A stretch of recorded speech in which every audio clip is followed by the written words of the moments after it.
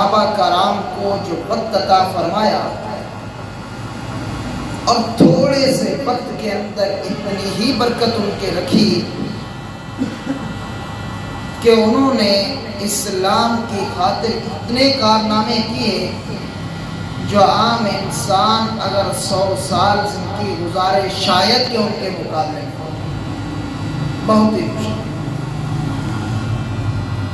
صحابہ کرام نے اللہ کو اس طریقے سے راضی کیا کہ اللہ رب العزت نے مطلق صحابہ کرام کے بارے میں کبھی اولئک هم المفلحون فرمایا، کبھی فائزون فرمایا، کبھی رضی اللہ عنہم ورضوا عنہ فرمایا۔ چند صحابہ کرام ایسے ممتاز ہیں جن کے بارے میں یہاں تک کہا جا چکا ہے کہ اللہ رب العزت کی طرف سے جبریل امین آیا، آ کر فلاں میرے صحابی کو کہو، اپنے صحابی کو کہو کہ اللہ تمہیں سلام دے رہا۔ حضرت عمر رضی اللہ تعالی جن کی شہادت یکم محرم الحرام کو اور 27 ذی الحجہ کو آپ کو زخمی کیا گیا۔ آپ نے آج جمعہ کا دن ہے تو جمعہ کے دن جمعرات کی شام کو آپ نے خواب دیکھا کہ ایک مرغ ہے جو اونگ مارتا ہے، اور صبح کو بیٹھ کر اس خواب کا ذکر فرمایا، اور پھر آخر میں خواب کے اندر یہ بات آئی کہ آپ کو اجمی شہید کرے، اور حضرت عمر رضی اللہ تعالیٰ دعا مانگا کرتے تھے، اے الہ العالمین شہادت والی موت عطا فرما اور مدینہ طیبہ میں عطا فرما۔ اللہ نے اس دعا کو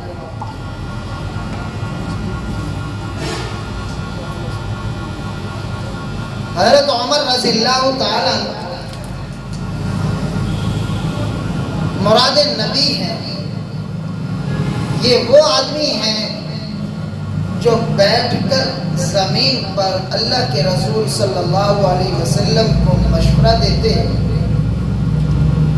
اور اللہ رب العزت اوپر سے قرآن بنا جوڑ کر جبریل امین کو دے کر قلب محمد پر اتار دیتے اور فرماتے کہ جو عمر نے فرمایا یہی بہتر۔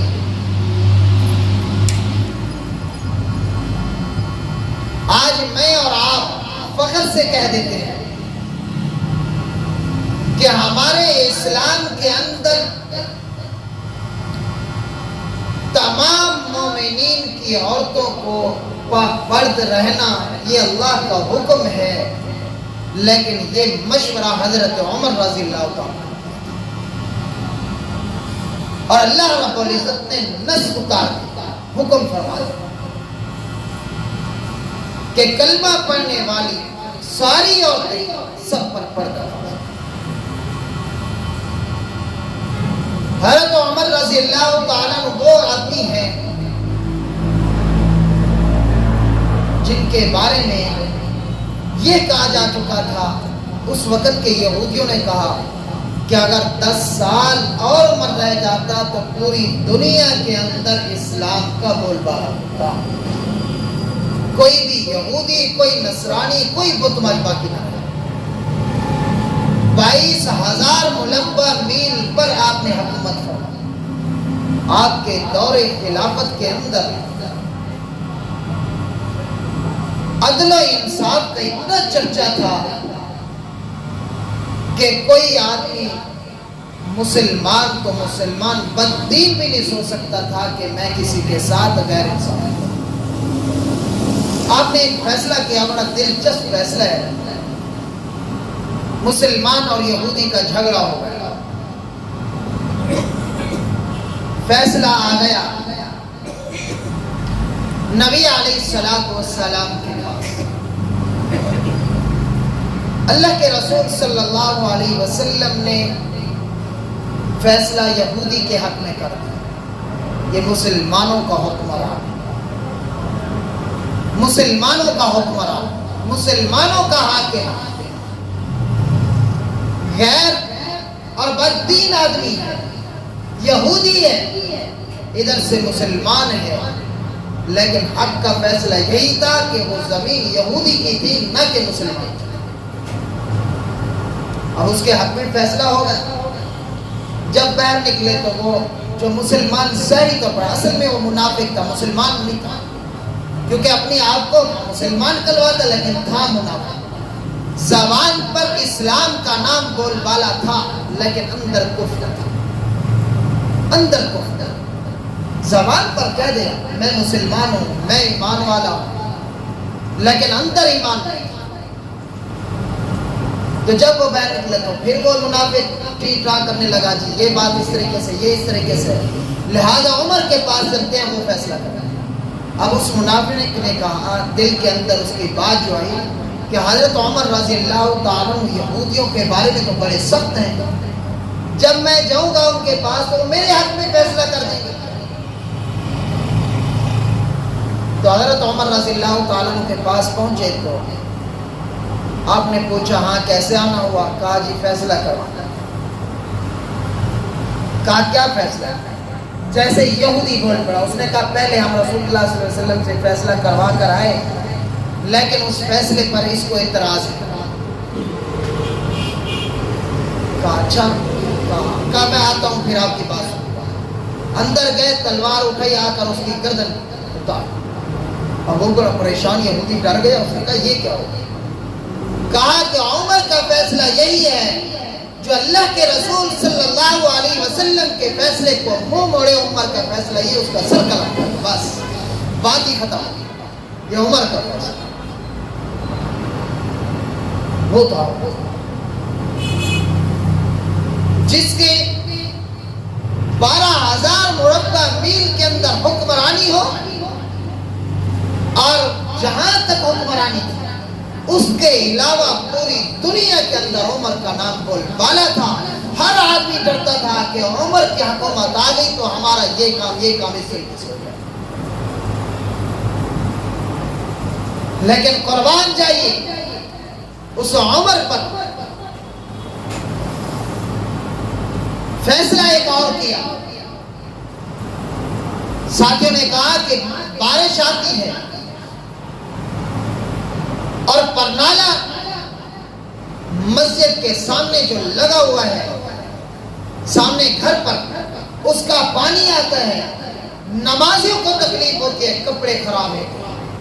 فرمایا اچھا گھر کس کا ہے؟ کہا حضرت عباس رضی اللہ عنہ۔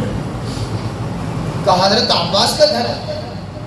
کہا میں امیر المومنین، میرا حکم یہ ہے کہ اس پرنالے کو اتار دیا جائے۔ پرنالہ اتر گیا، بند کر دیا گیا۔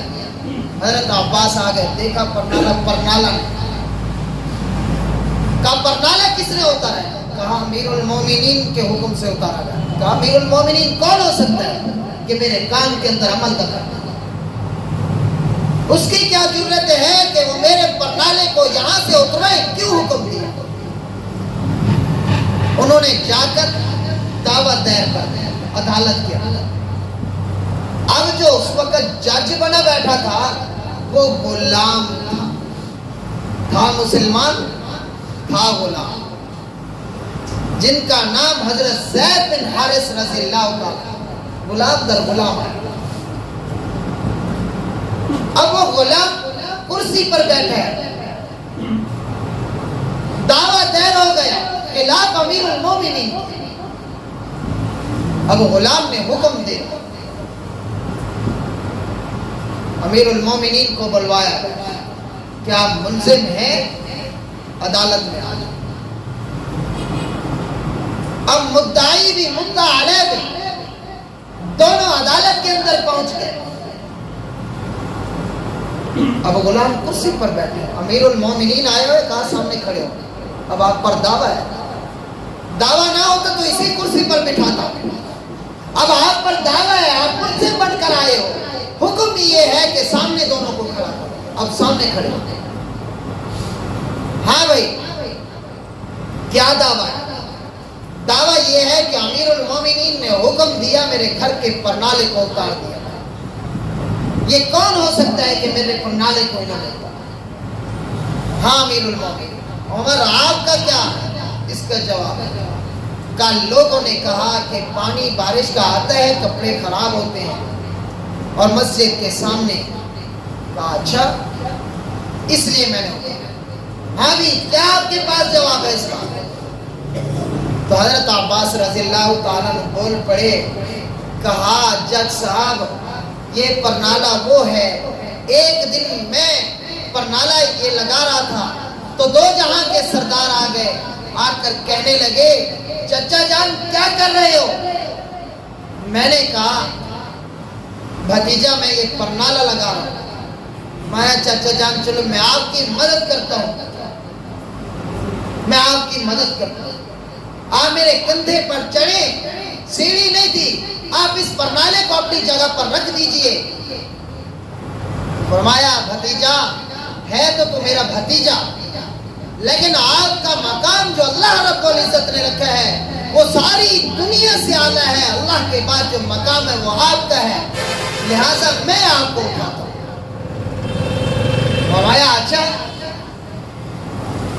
تو حضرت عباس فرماتے ہیں کہ میں نے دو جہاں کے سردار کو کہا میرے کندھوں پر چڑھ کر. جب وہ میرے کندھے پر چڑھے تو میں اٹھ نہ سکا, تو دو جہاں کے سردار ہنس پڑے. فرمایا چچا یہ نبوت کا بوجھ ہے, یہ عام انسان کا بوجھ نہیں, یہ پیغمبر کا بوجھ ہے, آپ کے بس کی بات نہیں, آپ میرے کندھے پر چڑھے. فرمایا اللہ کے رسول نے مجھے اپنے کندھوں پر چڑھایا اور میں نے اس پرنالے کو رکھا. فرمایا کہ اس جگہ پر رکھو جہاں اللہ کے رسول نے حکم فرمایا, میں نے وہی جگہ پر پرنالہ رکھا. یہ عمر کون ہو سکتا ہے کہ اللہ کے رسول صلی اللہ علیہ وسلم کے حکم کو چینج کرے؟ جیسے ہی بات سنی تو عمر کپ کپ آ گیا. فرمایا کہ 12 میل 1000 مربع میل کا امیر المومنین تو ہوں, مگر اب فیصلہ میں خود کروں. میں کیا فیصلہ ہے؟ کا فیصلہ یہ ہے کہ پورے مدینہ کی گلیوں کے اندر منادی پھیل جائے اور یہ اعلان کیا جائے کہ امیر المومنین کون ہو سکتے ہیں جو اللہ کے رسول صلی اللہ علیہ وسلم کے فیصلے کو چینج کرے؟ کون ہو سکتا ہے امیر؟ آج تو ہم لگے ہوئے کوشش کر رہے ہیں کہ ہماری عدالتوں میں, ہماری اسمبلی ہال میں, ہمارے قوانین میں جو اسلامی نظام ہے ایک ایک کر کے اس کو کاٹ دیا جائے, ختم کر دیا جائے, ختم کر دیا جائے. ہمارا اچھا آیا کہ پھر جب منادی ہو گئی, کہا کہ سارے آ جاؤ, آج امیر المومنین کا حشر دے. سب کو بلا لیا گیا اور اسی طریقے سے گانا بنایا گیا, اور امیر المومنین نے کہا حضرت عباس رضی اللہ تعالیٰ فرمایا میرے کندھے پر چڑھو, جس طریقے سے آپ کو دو جہاں کے سردار نے اٹھایا, آج عمر بھی اس طریقے سے آپ کو اٹھائے گا. اور کندھے پر اٹھایا اور نیچے سے بلند آواز سے حضرت عمر رضی اللہ تعالیٰ یہ آواز نکال رہے ہیں, امیر المومنین کون ہو سکتا ہے, عمر کون ہو سکتا ہے جو رسول اللہ صلی اللہ علیہ وسلم کے حکم کی پامان کرے؟ تو وہ حضرت عمر انصاف ایسا بول پالا. ایک مرتبہ تو خیر حضرت عمر رضی اللہ تعالی مراد نبی بھی ہے, مرید بھی ہے. 7 جگہ 7-8 جگہ پر جہاں حضرت عمر رضی اللہ تعالی جو مشورہ دیا, اللہ نے قرآن تو حضرت عمر رضی اللہ تعالی خواب دیکھا. تو جمعہ کے والے دن منبر پر بیٹھ کر خواب سنایا, اور بدھ والے دن حضرت مغیرہ رضی اللہ تعالیٰ کا ایک غلام تھا مجوسی, جو مجوسی اور یہودیوں کی سازش سے وہ وہاں تھا. نماز ہو رہی تھی, صفوں کو چیرتا آیا فجر کی نماز لی اور ایک خنجر بہت بڑا لے کر آیا اور زہر کے اندر اس کو ڈبو کر آیا. مصلی پر تھے, امامت کرا رہے تھے, آ کر اس نے مارا جو خنجر آر پار ہو گیا. تو بھاگا, جو بھی آگے آیا تو اس کو مارتا رہا. تو ایک صحابی رسول نے اس کے اوپر کمبل ڈالا اور پکڑ لیا. جیسے اس نے دیکھا کہ بھی اب تو میں پکڑا گیا, بچنے والا تو نہیں, راز بھی فاش ہو جائے گا, تو اس نے اپنی آنکھ کو اندر ہی مار دیا. اس کا نام فیروز تھا, اس کی کنیت ابو لولو تھا. آج جو نگینہ پہننے والے لوگ ہیں, اس بات کو یاد رکھو, اس مسئلے کو یاد رکھ کے جانا کہ ہم مسلمان ہیں, ہم رسول اللہ صلی اللہ علیہ وسلم کے امتی ہیں. اللہ کے رسول صلی اللہ علیہ وسلم نے یہ ارشاد فرمایا, جو میرے کسی صحابی کے ساتھ بغض رکھنے والا ہو وہ مجھ محمد کی وجہ سے رکھنے والا.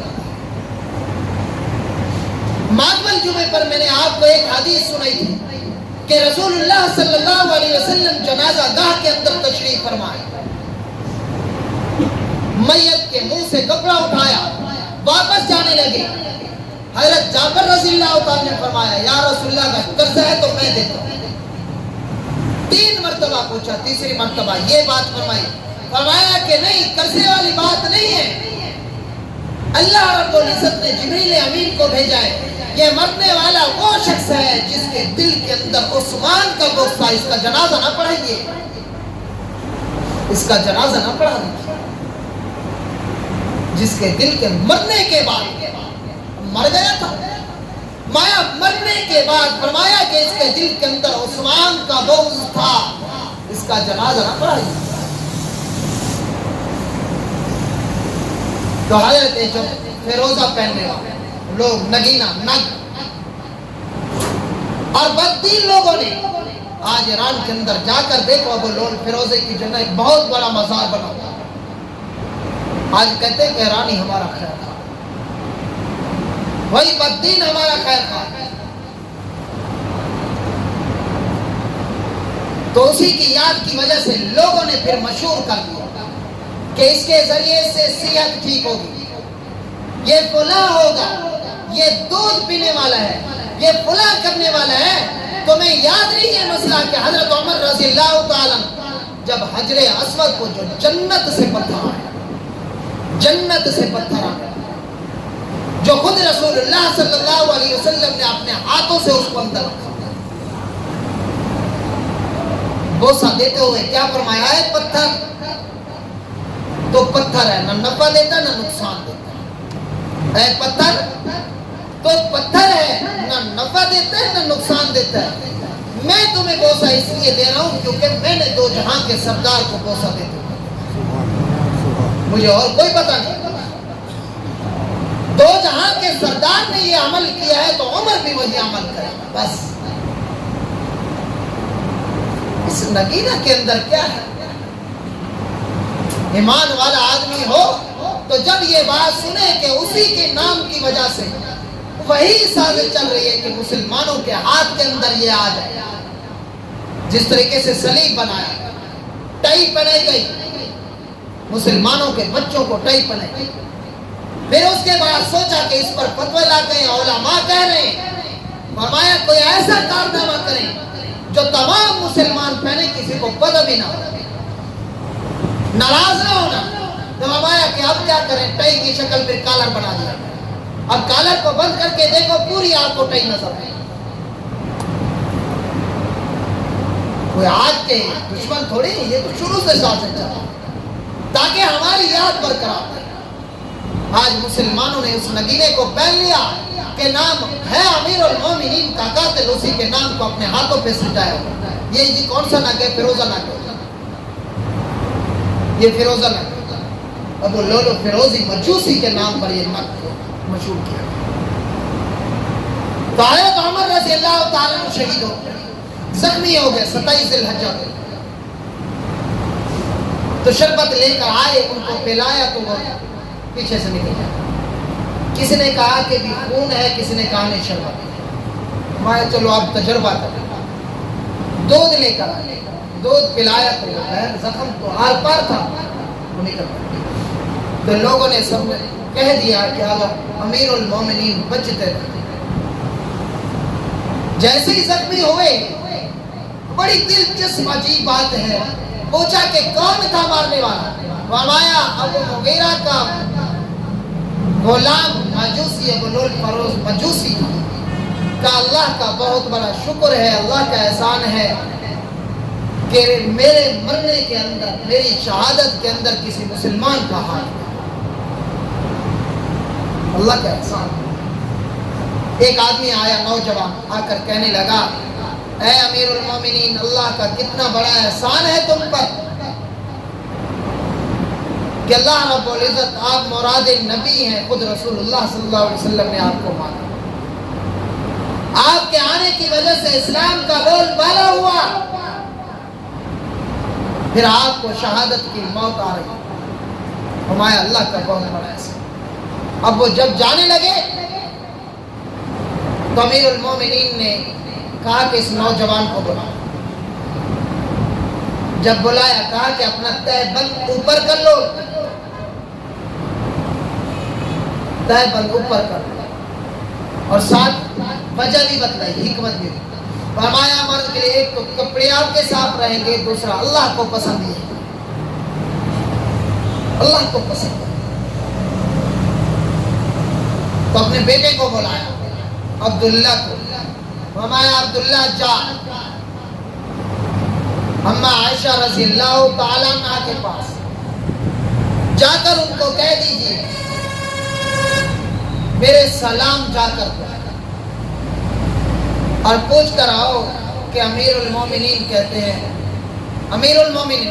پھر یہ حکم فرمایا، کہا کہ امیر المومنین نہ کہنا، جا کر کہو کہ عمر کہتا ہے، امیر المومنین نہ کہنا، عمر کہتا ہے کہ اگر آپ کی اجازت ہو تو آپ کے حجرے کے اندر مجھے دفن کر دیا جائے۔ جب حضرت عبداللہ بن عمر رضی اللہ تعالیٰ عنہ گئے تو امّ عائشہ رو رہی تھی۔ فرمایا عمر کا غم تو بہت بڑا غم ہے، یہ خلا پورا نہیں ہوگا، عمر کا غم اتنا نہیں، کا اجازت تھی۔ پھر جب وہ آئے، کہا کہ ساتھیوں کو مجھے اٹھا کر بٹھاؤ۔ جب بیٹھے تو کہا کہ ہاں، مومنین کے ماں نے کیا حکم دیا ہے؟ مایا مومنین کی ماں نے اجازت دے دی۔ کہا اللہ کا شکر۔ پھر فرمایا بیٹے ایک اور نصیحت ہے میری۔ ابا جان وہ کیا ہے؟ جب میں مر جاؤں، میری روح نکل جائے تو معمولی سے کپڑے کے اندر مجھے کفن دینا۔ اگر میرے اعمال اچھے تو بہت کچھ ملے گا، اگر اعمال اچھے نہیں ہوئے تو بہت پریشان۔ مایا پھر مرنے سے پہلے مجھے زمین پر لٹاؤ، اور زمین پر لیٹے اپنے چہرے کو زمین پر رگڑنے لگے۔ مایا یا اللہ، عمر تیری زمین پر اپنے چہرے کو رگڑ رہا ہے، اگر برابر سرابر ہی چھوڑ دے تو تیرا بڑا احسان، برابر سرابر ہی چھوڑ دے تو تیرا بڑا احسان۔ عمر سسر پیغمبر ہے، داماد علی ہے، مسلمانوں کا خلیفہ۔ پھر نصیحت فرمائی، بیٹا جب لے کر جانے لگو، جا کر امّ عائشہ کے دروازے پر رکھ دینا، پھر پوچھنا، ایسا نہ ہو کہ میری زندگی کے اندر وہ لحاظ کر لیا ہو، پھر پوچھنا۔ یہی الفاظ کہنا، امیر المومنین نہ کہنا، کہنا کہ عمر کا یہی حکم ہے، وہ اجازت مانگ رہے، اگر آپ کی اجازت ہو تو پھر دفن، ورنہ معمولی سے قبرستان، عام انسانوں کے قبرستان میں مجھے دفن۔ مسلمانوں، یہ مسلمانوں کا حکمران بادشاہ گزرا ہے، جس کے نام سے دنیا کا کفر کرتا تھا اور امیر المومنین ہے، کپڑوں کو پہ بند لگے ہوئے ہیں، اپنی مدد خود چل رہے ہیں، اپنا سامان بوجھ خود اٹھا رہے ہیں۔ آج وہی ہے ان لوگوں کا جس کی وجہ سے اسلام کا بول بالا ہے، ہمیں ان کی تاریخ کا بھی پتا ہے۔ بددین لوگ ماتم کرتے ہیں تو آپ نے ماتم سے منع فرمایا۔ اگر ماتم کیا جاتا تو خود رسول اللہ صلی اللہ علیہ وسلم اپنے سگا چاچا حضرت امیر حمزہ رضی اللہ تعالیٰ عنہ کی لاش پر کرواتے۔ جب دیکھا گیا کہ آپ کے ناک کان آزاد کاٹے گئے ہیں، آپ کے سینے مبارک کو چاک کر کے آپ کا دل باہر نکلا ہوا ہے اور لاڈی کو دیا گیا ہے کہ اس نے اپنے دانتوں سے چبایا، ماتم کرواتے تو اس نے، بلکہ آپ نے حکم فرمایا مایا صبر کرو، صبر کی تلقین، صبر کی تلقین۔ اسلام شریعت صبر کی تلقین، اور یہی حکم ہے، اسی پر صحابہ کرام اور اہل بیت نے یہی صبر اور شکر کا جواب، یہی درس دیا۔ ہماری بات ایک صبر شکر کرو اور اس پہ حسنہ پر چلو جو اللہ کے رسول صلی اللہ علیہ وسلم بتاتے ہیں، اسی کے اندر ہماری بھی کامیابی، آپ کی بھی کامیابی۔ تو دعا یہی ہے کہ اللہ ہمیں صبر شکر کرنے کی توفیق دے۔